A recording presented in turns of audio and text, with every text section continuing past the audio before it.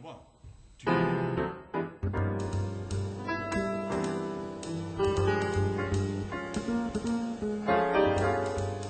Denny Zeitlin is a 21st century Renaissance man. Gifted pianist and composer, he's also a full-time practicing psychiatrist and a professor at the University of California in San Francisco. Besides music and psychiatry, Denny Zeitlin's passionate pursuits include wine, fly fishing, and mountain biking. The Chicago native has recorded more than 30 critically acclaimed albums, including his new Max Jazz release, Solo Voyage. The son of parents who were both involved in medicine and music, Zeitlin played professionally around Chicago while still a teenager and pursued the piano while in college, receiving his MD from Johns Hopkins in 1964.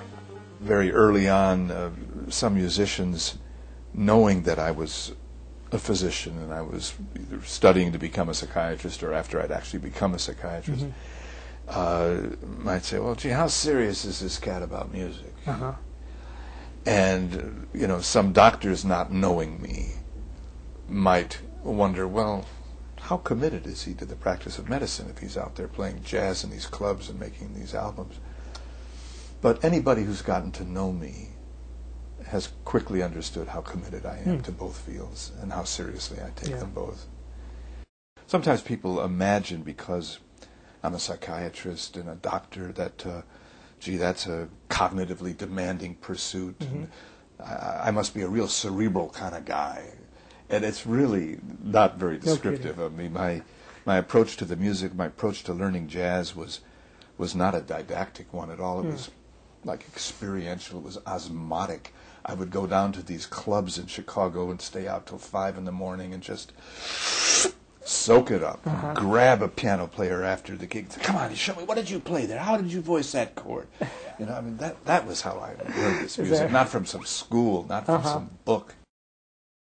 I hope people would approach my music with openness, to try to suspend judgment or interest in quick categorizations or labels, because my music all my life has drawn on all of the diverse influences I've had. I've always been someone who's wanted to integrate, to say both and rather than either or. So my music draws on classical music, the whole history of the jazz tradition, funk, avant-garde music. When I'm playing with electronics, it draws on that world as well. And I'm hoping that somebody will experience this as an organic whole, and that they will allow the music to take them on a journey that'll somehow be special for them. In 2004, Denny Zeitlin returned to the studio for his 4th solo piano recording, Solo Voyage. Solo music brings me back to my earliest roots. That's how I started as a 2 or 3-year-old, just climbing up on the family Steinway and beginning to play music by myself. So it's my most fundamental music experience. It's both challenging, but it's also freeing to be solely responsible for the music, either in the studio or up on the stage, because you can take it anywhere you want to go. I sort of felt my way into this project, knowing that I probably would want to include some of my own compositions, some of the jazz musicians' writings that I really love, some free improvisations, and maybe 1 or 2 songbook standards. That's a Monk tune. He had some help from Denzel Best and maybe somebody else, but people think of it as a Monk tune. And it's a marvelous composition. It's just really one phrase that repeats, but it's just utterly pregnant with possibility, and I just love playing it, and it was a very freewheeling approach I took to this tune. I think that's Wayne Shorter's perhaps most beautiful waltz. It's just a gorgeous, tender melody with beautiful harmonic structure, and I just loved working with it.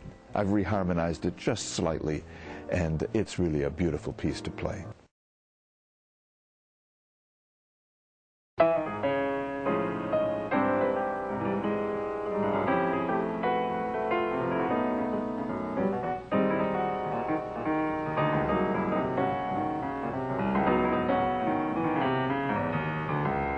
It's a tune I wrote some years ago but never had a chance to record, Was hoping someday to get a chance to do it.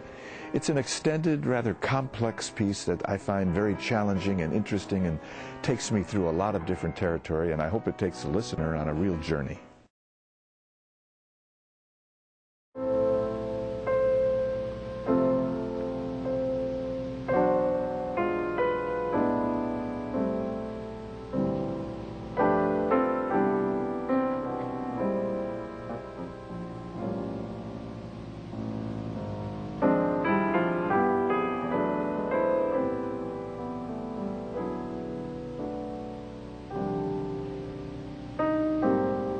It is my best-known ballad, and I think I really owe the thanks for that to Bill Evans, who took a tremendous liking to this piece.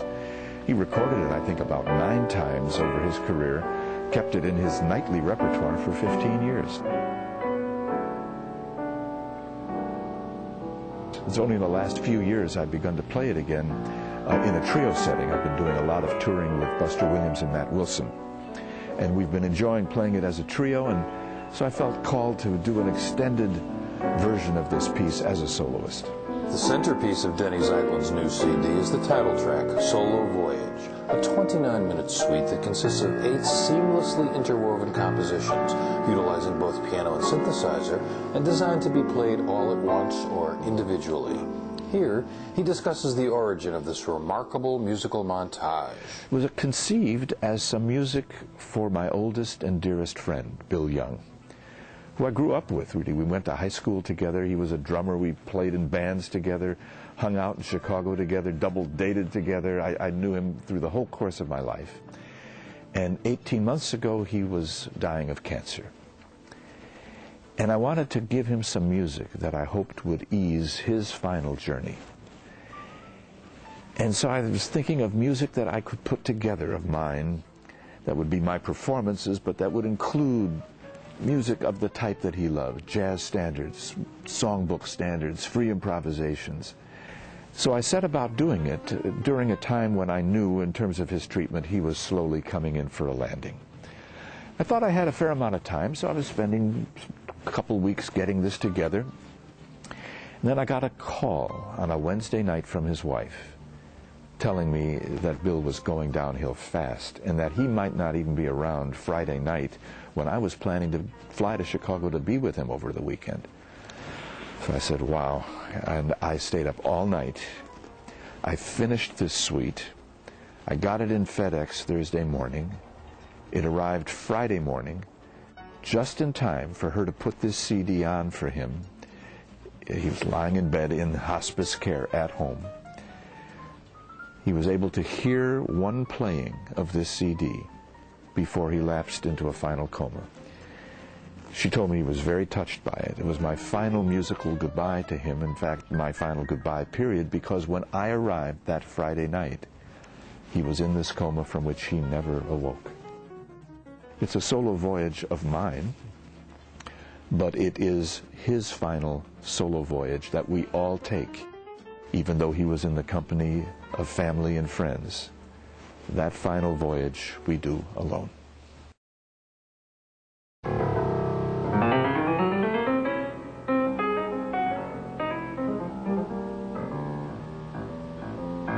When I'm playing my best music, I'm in that zone where I lose the positional sense of myself. I don't even feel that much that I'm playing the music. I'm a conduit for it. I'm hearing it. I'm immersed in it. I sometimes have synesthetic experiences at that time where sensory pathways get crossed and the music has color and I'm tasting the sound of a G minor seventh, and it's all one. And it is transcendent to get into that space. And I wish I could be there all the time when I play, and I can't, and nobody can. But the more time you spend in that zone, the more likely it is that your art form is reaching its highest points.